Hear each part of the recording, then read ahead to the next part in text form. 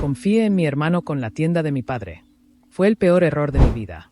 Me llamo Diego, tengo 32 años, y hasta hace poco vivía en un departamento de 2 ambientes en el barrio de Nueva Córdoba, a 3 cuadras de la Facultad de Ciencias Económicas. El edificio era de 1968, de ladrillo a la vista, con ascensor que funcionaba solo los días pares y un portero que trabajaba de 6 a 10 de la noche. Mi alquiler era de 65.000 pesos argentinos mensuales, más 10.000 de expensas ordinarias y otros 5.000 de extraordinarias por mantenimiento del tanque de agua.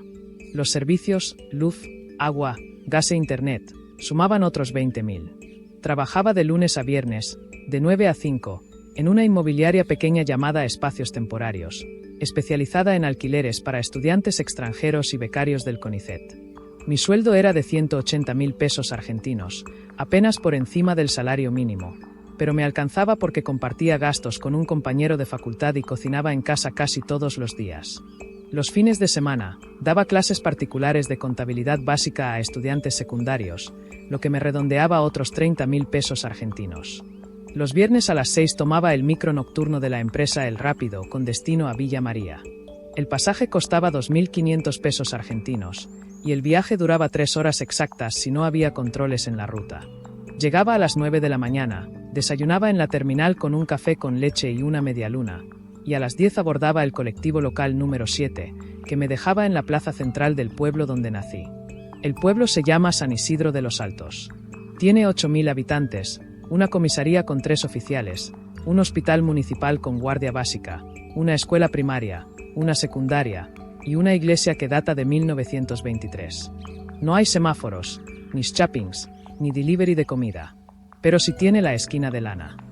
La tienda quedaba en la esquina de Belgrano y Sarmiento, frente a la plaza. Fachada de madera de algarrobo pintada en verde suave, vitrinas de vidrio templado siempre limpias, y un toldo rayado en blanco y azul que mi papá cambiaba cada 5 años, siempre en marzo, después del verano. Adentro, el piso era de cerámica antigua, tipo baldosón.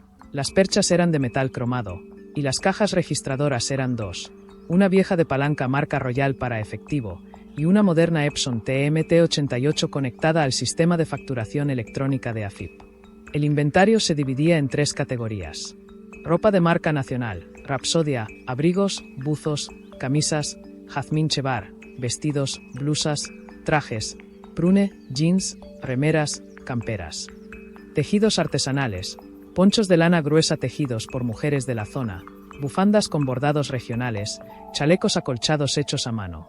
Accesorios, carteras de cuero local, guantes, gorros y medias de algodón grueso. Los proveedores eran fijos. Rapsodia y Prune enviaban mercadería desde Rosario cada 15 días. Jazmín Chevar, desde Buenos Aires, una vez al mes. Los tejidos artesanales los comprábamos directamente a las tejedoras del pueblo vecino, en efectivo, con recibo firmado. Cada pedido venía con una hoja de ruta numerada, que se archivaba junto con la factura. Las ventas se dividían así. Temporada alta, junio a septiembre, y diciembre promedio de 35 millones de pesos argentinos mensuales. Temporada baja, abril, mayo, octubre, noviembre entre 20 y 25 millones. Forma de pago, 60% en efectivo, 30% en transferencia bancaria y 10% en débito. Los fines de semana, especialmente en julio y agosto, se llenaba de turistas de Córdoba, Santa Fe y Buenos Aires. En temporada baja, los vecinos sostenían el negocio con compras pequeñas, un buzo para el hijo, un par de medias para el invierno, un regalo para un cumpleaños. La rutina diaria de la tienda era la siguiente. 8:30 de la mañana, llegada del encargado, Martín o, en su ausencia, la empleada principal, Mónica. 8:45 de la mañana, apertura de caja chica, 50.000 pesos argentinos en billetes pequeños. 9 de la mañana, encendido del sistema de facturación, conexión a internet, revisión de pedidos pendientes. 1 de la tarde, almuerzo rotativo, una persona queda atendiendo. 6 de la tarde, cierre de caja, conteo de efectivo, emisión de reporte Z. 6:30 de la tarde, depósito en el banco local, si el monto superaba 300.000 pesos argentinos. Mi hermano, Martín, tiene 37 años. Siempre fue de quedarse. Desde los 19 trabajó en la tienda. Primero acomodando perchas, después atendiendo, y al final manejando proveedores, caja y relaciones con los clientes. Se casó con Lucía, maestra de primaria en la escuela municipal, y tienen 2 nenas, Sofía, de 6, y Clara, de 3. Vivían en una casa de 2 plantas a 3 cuadras de la plaza, comprada con créditos del banco y años de ahorro. Para todos en el pueblo, Martín era el hijo responsable, el que cuidaba las cosas. Yo, en cambio, fui el que se fue. Papá nunca me lo reprochó. Al contrario, estudia, me decía cada vez que hablábamos por teléfono. Esto acá es chico, pero da de comer. Vos podés ir más lejos. Cuando cumplí 30, me recibí. Martín vino a la colación, se tomó fotos, brindó con gaseosa, y al día siguiente volvió al pueblo. Yo seguí en Córdoba, trabajando, ahorrando para una especialización en gestión comercial que quería hacer en 2 años. Tenía ya $50.000 en una cuenta en Uruguay, no por evasión, sino por estabilidad, fruto de años de ahorro estricto y trabajo extra los fines de semana como asesor freelance. Entonces, un martes por la mañana, mientras preparaba café en mi departamento, me llamó Lucía. «Diego, papá no despertó», dijo, con la voz quebrada. Bajé esa misma tarde. Lo encontraron en la puerta trasera de la tienda, con las llaves en la mano y el portón a medio abrir. Infarto fulminante. No hubo testamento notarial. Solo la sucesión legal. Todo pasaba a Martín y a mí, en partes iguales. Según el Código Civil y Comercial argentino, al no existir testamento, los bienes se reparten por derecho de representación. Como éramos 2 hijos, cada uno heredaba el 50%. Para operar legalmente, debíamos iniciar un juicio sucesorio, pero mientras tanto, ambos teníamos derechos sobre la administración y los beneficios. El funeral fue íntimo. Vecinos, empleados, algunos proveedores de Rosario y Córdoba. Martín estuvo serio, abrazando a su mujer, recibiendo condolencias con la cabeza baja. Yo apenas pude hablar. Me sentía aturdido, como si el mundo se hubiera detenido. Al final del entierro, Martín me tomó del hombro y me dijo: «Tranquilo, yo cuido todo. Vos seguí con tus cosas en Córdoba. De los papeles me encargo yo». Asentí. No tenía ganas de pelear, ni de meterme en trámites. Le dije: «Ocupate vos. Yo confío». Bueno, acá quiero hacer un pequeño paréntesis y es increíble porque fíjate, yo he escuchado muchas historias, incluso en mi familia. Todo el mundo se pelea por la herencia, que si esto es mío, que si esto no es mío, ¿cómo así? Y sabes, acá es la primera vez que yo vengo a ver que alguien se desentiende totalmente de eso, de pronto porque a lo mejor Diego ya tenía una carrera, ya tenía sus buenos ahorros y todo, porque para dejar que Martín, el hermano, sea tan relajado de que maneje todo a su antojo, esto a mí como que no me da buena espina, muchachos. Díganme la verdad, ¿ustedes hubieran permitido que su hermano o que su hermana hubiera gestionado esto? Yo les voy a contar al final del video una historia que me pasó a mí, de verdad, en la vida real, por confiado. Y se las voy a contar al final. Durante los primeros 2 meses, seguí con mi rutina. De vez en cuando llamaba a la tienda. Martín me decía que todo iba bien, que las ventas estaban estables, que los empleados seguían igual. Hasta que, un jueves cualquiera, fui al banco a pedir un extracto de la cuenta de la empresa, porque, como heredero, todavía tenía acceso, y la cajera me miró raro. «¿Usted figura como socio?», me preguntó. «Soy hijo del titular fallecido. Heredé la mitad del negocio», le respondí. «Según nuestros registros actualizados, ya no tiene ninguna vinculación con esta cuenta», dijo, sin levantar la vista. Sentí un frío, pero no dije nada. Salí del banco, caminé 3 cuadras hasta la oficina del Registro Público de Comercio, presenté mi DNI original y pedí una copia de los documentos societarios actualizados de la esquina de lana. Media hora después, me entregaron un sobre con los estatutos y actas inscriptas. Hojeé los papeles en una banca de la plaza. Encontré uno titulado Acta de disolución de sociedad entre hermanos. Decía que Martín y yo habíamos formado una sociedad de hecho tras la muerte de nuestro padre, y que yo había renunciado voluntariamente a mi parte el mes pasado. Al final, había una firma. Se parecía a la mía, pero no era.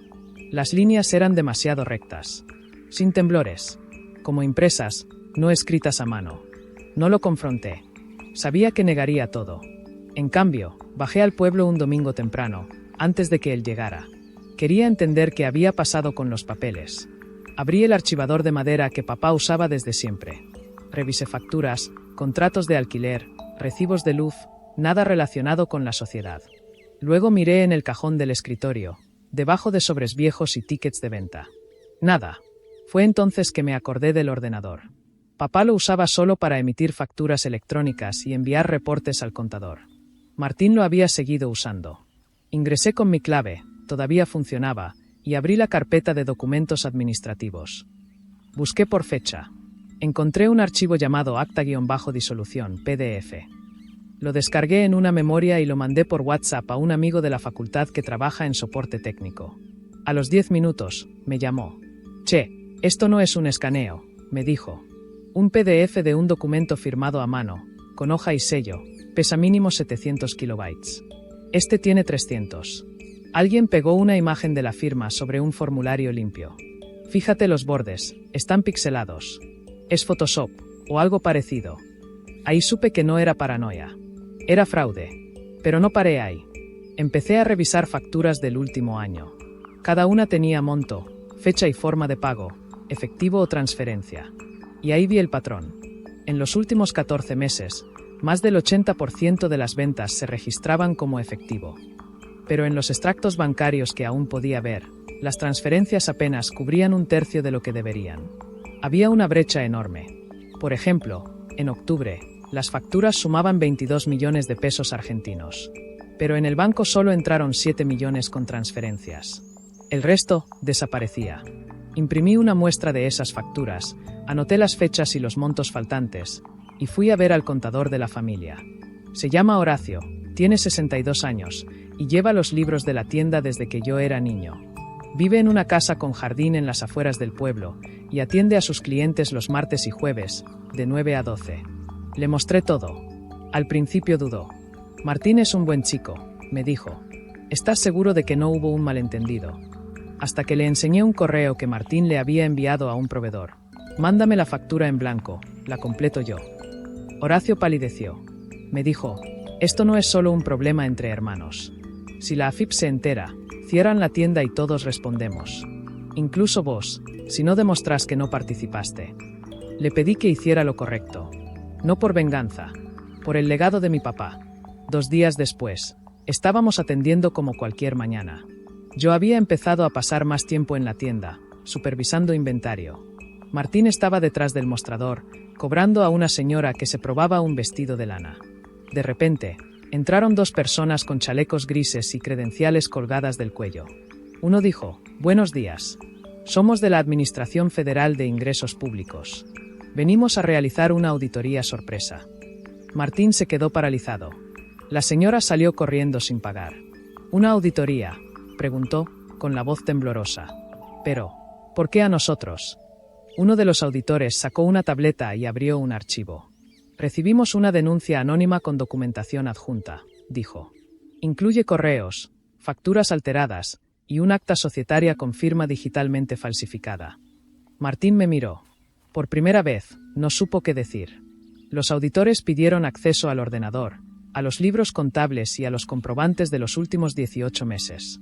Todo lo que yo había encontrado ya estaba en sus manos. No hubo gritos. No hubo escándalo. Solo silencio. Martín no fue expulsado por un juez ese mismo día. Pero cuando vio las pruebas, los metadatos del PDF, los correos, la diferencia entre facturas y depósitos, supo que no tenía salida. Al tercer día, presentó una renuncia voluntaria como administrador y socio activo. En el papel, decía que quería dedicarse a su familia. Nadie le creyó, pero al menos evitó que lo echaran en cadena nacional. Yo recuperé mi parte legal. Los empleados me apoyaron.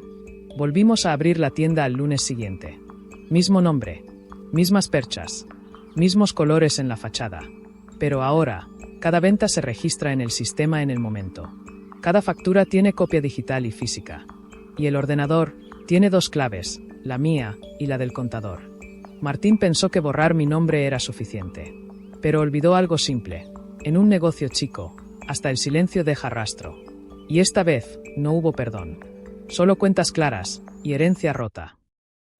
Hola, primero que nada quiero agradecerte por llegar hasta el final del video. Quiero invitarte a que te suscribas, a que le des me gusta, a que comentes lo que más te gustó de esta historia. Y bueno, antes de contar lo que había hecho en un análisis anterior de lo que me pasó a mí en la vida real, porque es una historia 100% real, quiero aclararles que esta historia, miren lo que pasó porque Diego fue muy confiado, o sea, y él se dio cuenta, pero a ver, yo no sé quién es más ingenuo, si Diego por el simple hecho de, sí, Martín, hazlo tú, yo confío en ti, o lo que es Martín por el simple hecho de guardar una evidencia tan básica en el ordenador, o sea, no lo pudo haber hecho en otro computador, las facturas, todo, pues, o sea, no es que está apoyando yo, obviamente a Martín, pero, hombre, hay que pensar por lo menos un poquito, ¿no? En ambas partes, tanto como en la parte de Diego como en la parte de Martín.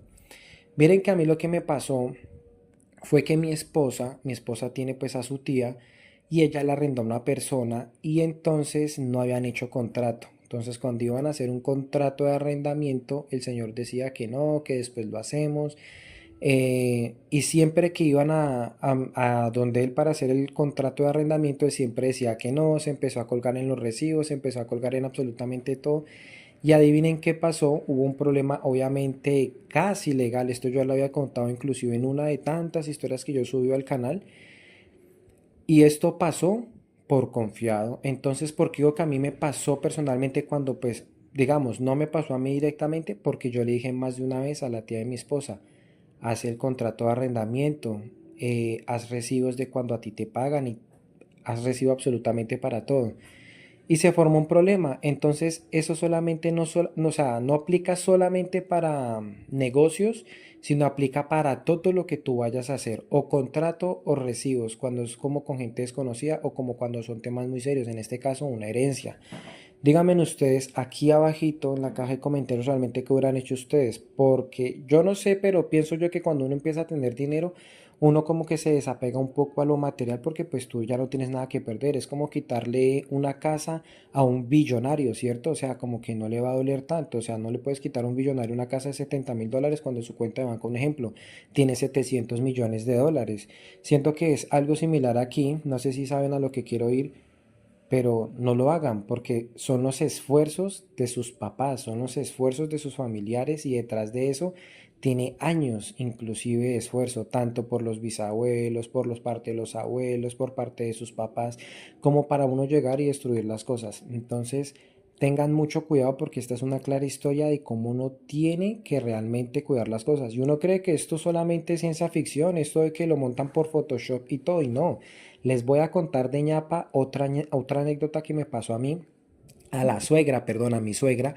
Ella se puso de confiada porque pues ella ya es una persona mayor, ya es una persona de edad y nosotros no podíamos colaborarle a ella a pagar los recibos de la casa porque pues a veces no la pasábamos en la casa, tanto mi esposa como yo trabajábamos y ella tenía una amiga en la cuadra, a 2 cuadras de la casa y pues ya era una amiga de hace años, entre comillas, ¿no? Amiga. Y entonces le daba los recibos a ella para que le hiciera el favor y los pagara a través de una página. Nosotros no sabíamos cómo se hacía, pero tampoco era tan difícil en mi mente, yo lo pensaba. Y adivinen qué pasó. Después de tantos años, a mi suegra le empezaron a llegar unas facturas raras a la casa, como, bueno, en el recibo porque me llegó este cobro, o porque a veces vienen a cortar el agua, o porque a veces vienen a cortar un recibo, ¿qué es lo que pasó? Cuando fueron ahí, allá al acueducto, se dieron cuenta de que la amiga había sacado créditos con una entidad bancaria y es un gallo, ahora eso está casi en proceso de demanda porque no han podido llegar a un acuerdo pues para ver si le paga todo el dinero y saben qué es lo que más pena me da, que tú vas a un banco y tú, bueno, eso pasa aquí en Colombia, ¿no? No sé si ya habrán cambiado esas políticas, pero con decirles que mi mamá una vez, ella me lo dijo, obviamente sacó una tarjeta de crédito a nombre mío y ella me lo dijo porque necesitaba un dinero y simplemente presentó la fotocopia de mi cédula porque pues ella tiene mis papeles, obviamente y por ser mi madre le dieron una tarjeta de crédito. ¿Ustedes creen que el banco a mí me llamó?